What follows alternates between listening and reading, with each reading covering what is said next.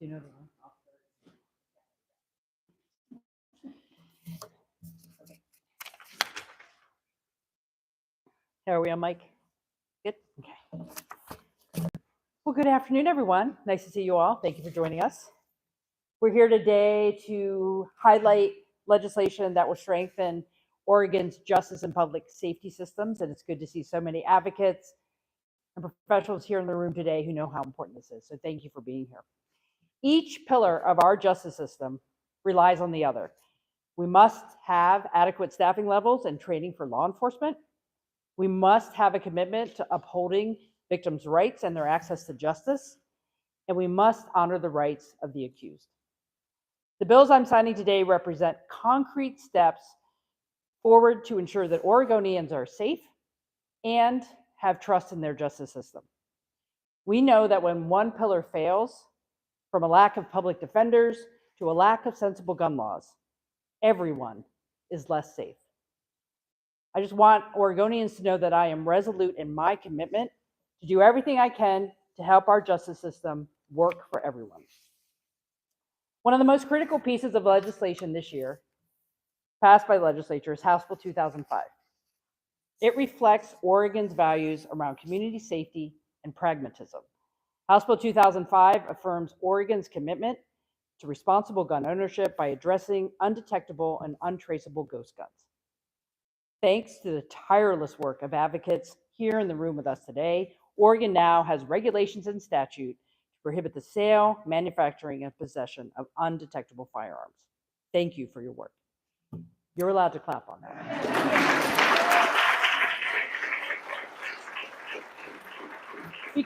Because we know House Bill 2005 did generate some controversy in the legislature, and I want to thank the legislators, the advocates, for getting that bill across the finish line. It wouldn't be here without your leadership, so thank you very much. One of the issues that we've heard a lot around the state and in the legislature this year is about the need for more officers on the streets for local law enforcement, because they're dealing with crisis every single day, and we have a workforce crisis. That backlog of training courses has been slowing the pace of adding new officers in communities that need them. So one of the bills we're signing in today is Senate Bill 5533, which dedicates new funding to improve access to training and classes at the Department of Public Safety Standards and Training. So agencies like from the Oregon State Police to local sheriffs and police can have more access to training and have fewer slowdowns as they hire new officers. I expect to see these funds address the lack of trained officers that has become a systemic issue across the state. And I'm grateful, you'll be hearing from Director Philip Castle here today, for being an essential partner in moving this budget forward this year. Our justice system, as many of you know, can be very daunting, even traumatizing to the victims who interact with it. And so therefore, it's incumbent on us to make sure we're exhausting every possible opportunity to mitigate the harm in the aftermath of a crime by meeting the needs of victims. Many of you know that the Oregon Crime Victims Compensation Program funds statewide victim service programs, helping to ease those financial burdens that unfortunately come in the aftermath of unspeakable tragedies. We're signing today House Bill 2676, which updates several inequitable impediments to the program, expands counseling eligibility for victims, and increases maximum reimbursement amounts for counseling, loss of support, and funeral costs. And I really want to thank Representatives Jason Krupp and Con Pham, who were leaders on this piece of legislation. So thank you.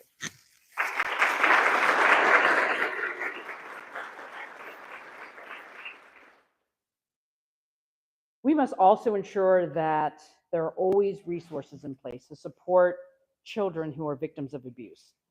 As many of you know, I was a child advocate for many years and a strong supporter of our child advocacy centers. Those centers provide critical services for children when abuse is suspected or confirmed, because they provide those vital services for exams and interviews that are essential to holding people accountable. House Bill 2732 that I'll be signing today will continue the invaluable funding for these advocacy centers across the state. There are 20 of them. They serve all 36 counties, and it is incredibly important that we continue to fund those centers.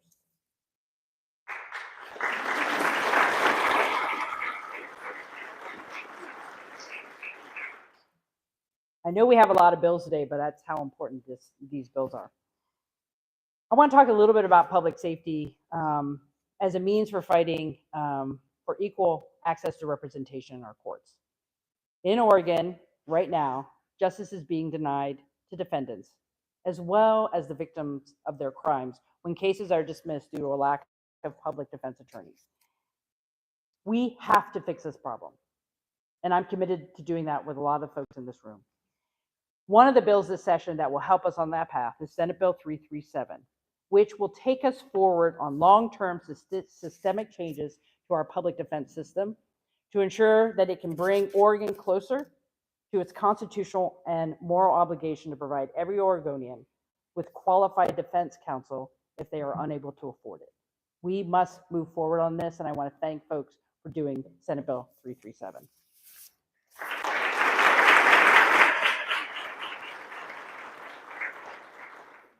I want to speak just briefly about young people who are in our criminal justice system. It's important that we focus on the rehabilitation and success of youth who are in our justice system. This year, we have a new bill, House Bill 2320, which establishes the Juvenile Justice Policy Commission within the Oregon Criminal Justice Commission, which is a very important step to making sure we have data-driven policy recommendations on how to strengthen our public safety system and improve the outcomes for young people in Oregon's juvenile justice system. And I want to thank Representative Krupp for working on that bill. Really appreciate it.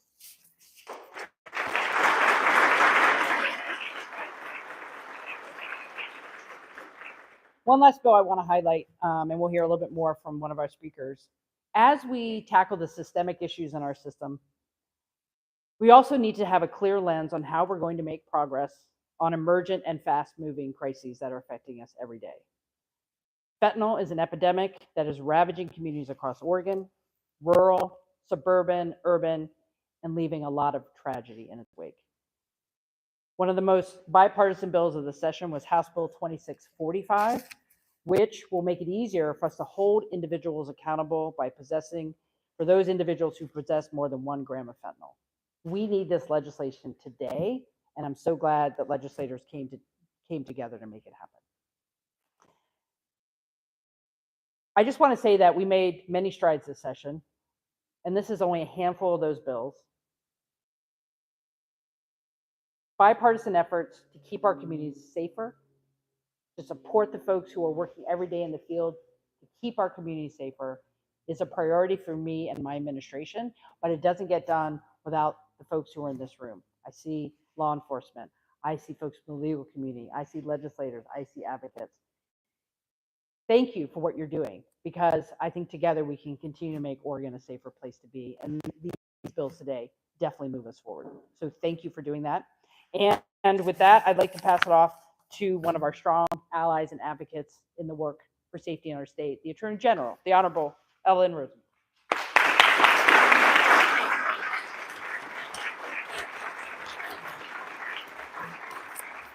Thank you, Governor. Good afternoon, everybody. Today is a day for the history books and a cause for real celebration. Today's signing of these public safety bills by Governor Kotek is proof positive that we can achieve meaningful progress when Oregonians, neighbors, friends, families, advocates come together to advocate for common sense safety laws. Today's new laws do just that, and they will make all of us safer, as the governor said. There's so much to celebrate today across this set of public safety bills, so I can't cover each one, but she did a wonderful job. I will mention two. First, the Crime Victims Compensation Bill. The Oregon Department of Justice and Rep. Prof and Rep. Pham and others fought so hard to pass. That new law makes it easier and faster for victims and survivors to obtain badly needed resources from the state to help them in the immediate aftermath of traumatic and tragic events in their lives. Now I'm going to turn to, probably no surprise, House Bill 2005, common sense public safety legislation, which finally bans in Oregon untraceable and undetectable guns that we refer to as ghost guns. This is really today about saying thank you. Thank you to Speaker Rayfield for his leadership and to chief sponsors, Representatives Reynolds, Graber, Kropp, and Evans and Senators Brzezinski and Manning. I think almost all of you are here in the room. Thank you so very much. Each of you was instrumental in ensuring this bill finally made it over the finish line. Thank you, Governor, for your strong support and for giving Oregon's law enforcement agencies the support they need to address the danger these guns pose to our communities. And thank you so much to our law enforcement and our district attorneys who are here today in support of these common sense safety bills and laws now. And most important of all, thank you to the many gun violence prevention advocates who fought alongside of us to pass this legislation for four sessions running. Your persistence paid off.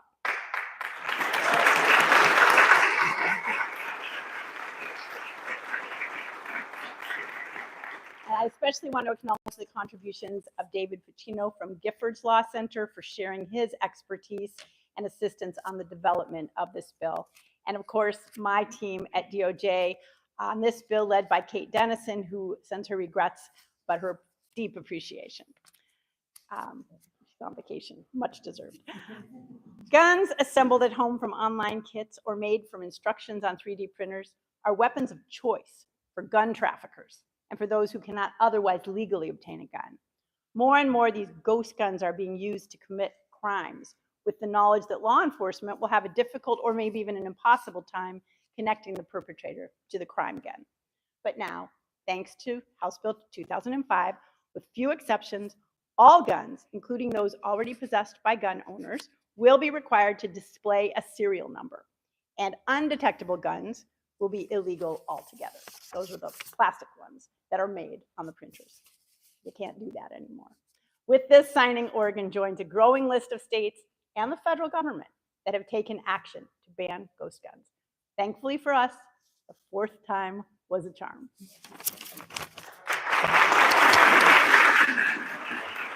Oh, okay. And now I have the honor of introducing to you Director Phil Castle of the DPSST. He will deliver the next remarks.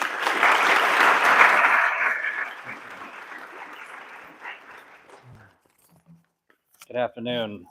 I have to follow the governor and the attorney general. That's going to be tough. Thank you, Madam Governor, for the opportunity to be here today and for your steadfast commitment to Oregon's public safety.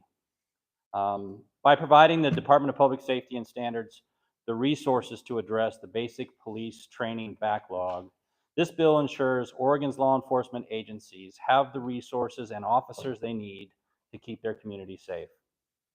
It allows us to increase class sizes and expand student capacity by 72%. By the way, this is historic. It's never been done before. This will put officers in service more quickly while maintaining DPSST's high standards of safety and quality. I'm grateful to the Oregon legislature. Thank you very much for your trust in letting us try this and support of our state's public safety professionals. Thank you to Superintendent Kotek for his partnership in the Oregon State Police, as well as our valued partners, the Oregon sheriffs and police chiefs. Thank you all very much back there. Thank you, Sheriff Landers, for your partnership. Means so much.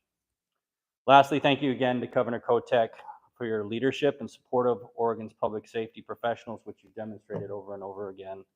Thank you so much. And we are confident this project will be a success. We're going to make this happen. So thank you again.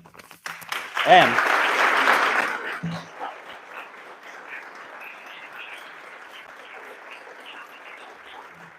I get to introduce Sheriff Landers.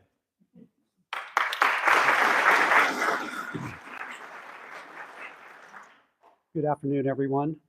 I'd like to thank our legislators, Governor Kotek and her team, for passing this law for significantly addressing the devastating fentanyl crisis in our state.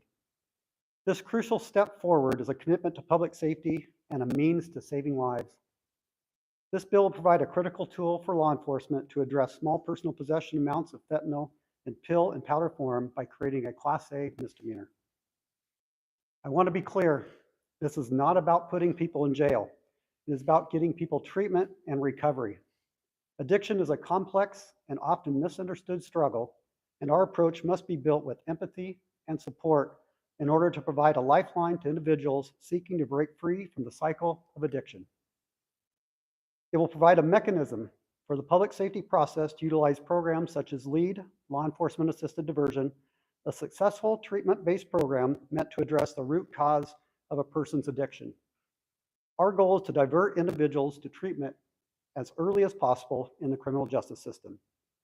This is a step in the right direction, but our work is far from over.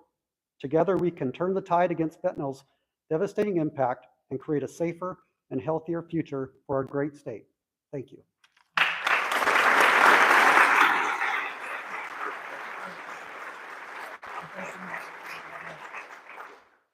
So we're going to sign some bills. So I'm going to shout out the bill numbers, and a lot of people want to be in all of them. Feel free to stand up here. Other folks just want to be in the photo for one. Come on up, and then I'll take some questions from the press. So we'll start off with so get tight, come on.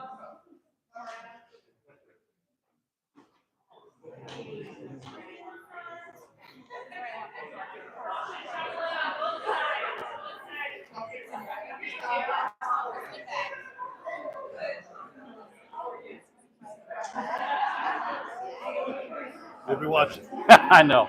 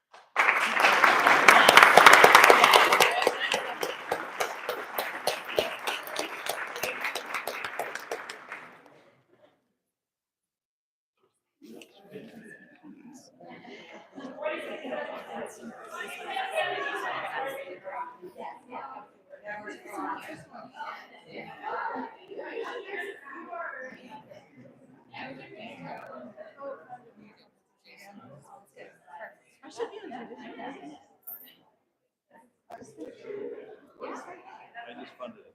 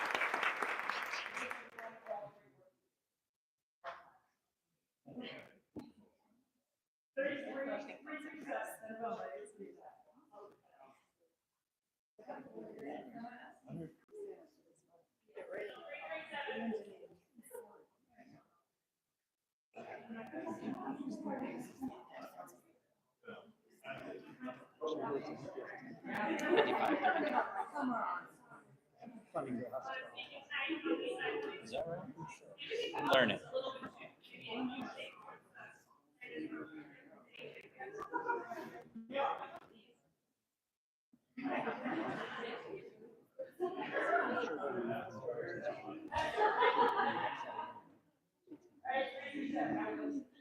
Thank you.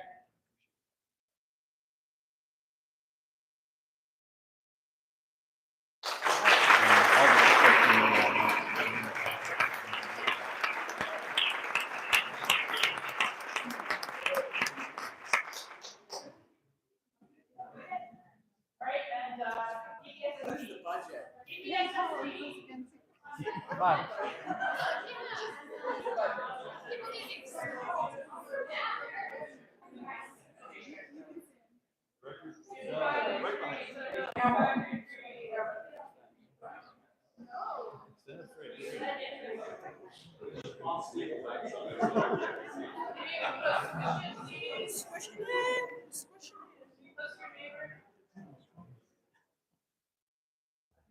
Thank you, everyone.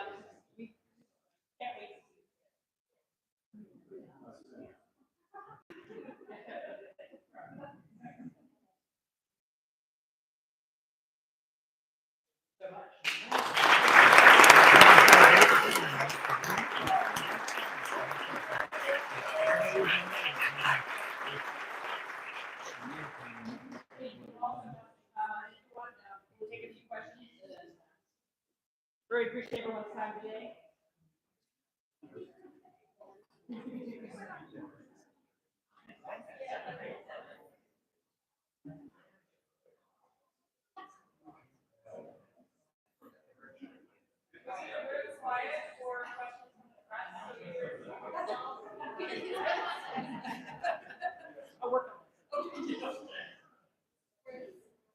All right, we have a few minutes.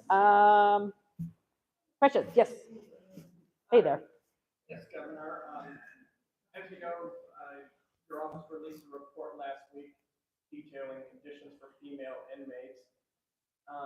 In light of that, can you tell me, do you have confidence in the current leadership of the Department of Corrections? Thank you for the question. Well, first of all, I want to thank legislators. I obviously inherited the report. Legislators said this was important. We have a dedicated staff person in my office to make sure we are really implementing gender-informed practices in our system. I am not happy about the situation at Coffee Creek, but what I feel hopeful about is we have a very strong assessment with very clear recommendations. I've called for an advisory committee to make sure we can take those recommendations into action steps. And, as you know, we're currently recruiting for a new director of the Department of Corrections. And I think Director Stewart's doing a good job getting us through this interim period, and there will be a new director. I think I inherited a lot of this from the previous director and the previous administration. But it's very important for me to have Coffee Creek operate with best practices that not only is good for the staff there, but for the AICs who need to make sure we're using trauma-informed, gender-informed practices. And I'm very committed to that. And I really appreciate the work that's been done thus far. I think we have a very good starting point to make improvements. Any other questions? Oh, sure. Hi, Lisa. The Helping Hands Public Shelter slash program has discontinued accepting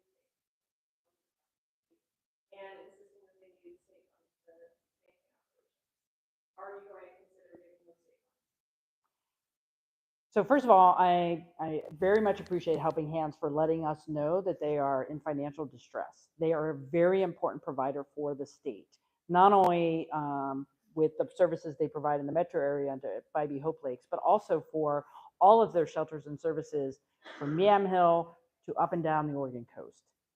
Right now, my office is in direct conversation with Helping Hands to understand what they need to be stable, particularly in their beds and services they provide on the coast. I think that is my role as governor as a state to make sure their services there are maintained and there is a sustainable path forward. As it relates to Bybee Lakes, I think it's very important for the county and the city to come together with a short-term plan to keep their beds open and also have a longer-term plan for that site. They are a go-to shelter in Portland for services that are absolutely needed, particularly families. It's one of the only places that families can go in an immediate fashion. So I'm urging and would like to urge county leaders to figure out how to get them over this financial hump. Other questions from folks in the room? I have another remote question. Christina Giardinelli, K2. Will you direct the legislature to fund a superintendent of gender responsive operations at Coffee Creek? I know one of the recommendations from the report is to have a dedicated position in the Department of Corrections. I'm supportive of that. And since we just got the report, trying to figure out what that means internally at the department, but I do think we need to have that type of focus. And Coffee Creek is already consulting with the first director at Coffee Creek to help move them in a progressive, move them forward in improvements. So yes, I think I will be supportive of the things that Department of Corrections needs to make sure our women inmates are taken care of. All right, one more from One more? Christina Giardinelli. And then last question. Yes, last question. Will you seek a dedicated funding source for the family preservation programs at Coffee Creek? I don't think we need a dedicated funding source, but we have to make sure it is prioritized in the budget. I think it is a program that has shown great success. And what I think we saw from the report is more folks at Coffee Creek need access to it. And so we need to expand it. So thank you very much. Really appreciate the time today and enjoy your week. Thanks very much.